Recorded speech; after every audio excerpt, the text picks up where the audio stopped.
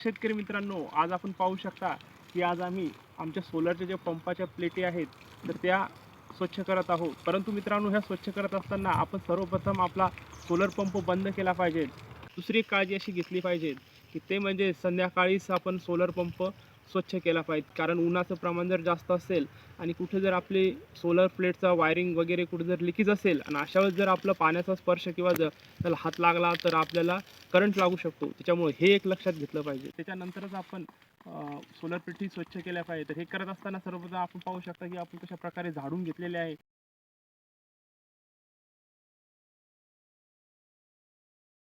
आणि त्याच्यानंतर आपण त्याच्यावरती पाण्याचे जे नळ आहे त्याच्या प्रेशरने व्यवस्थित धूळ अशी स्वच्छ केलेली आहे. आणि त्याच्यामुळे नंतर आपण त्या प्लेटी सुकल्यानंतर आपण सोलर पंप सुरू करत आहोत. तर अशा वेळेस काय होतं मित्रांनो, आपण जर याची व्यवस्थित काळजी नाही घेतली तर आपला जो सोलर पंप आहे तो दीर्घकाळ चालणार नाही. त्याच्यामुळे आपण 8-15 दिवसाला याच्याकडे लक्ष देऊन अशा प्रक्रिया करणं हे फार महत्त्वाचं आहे.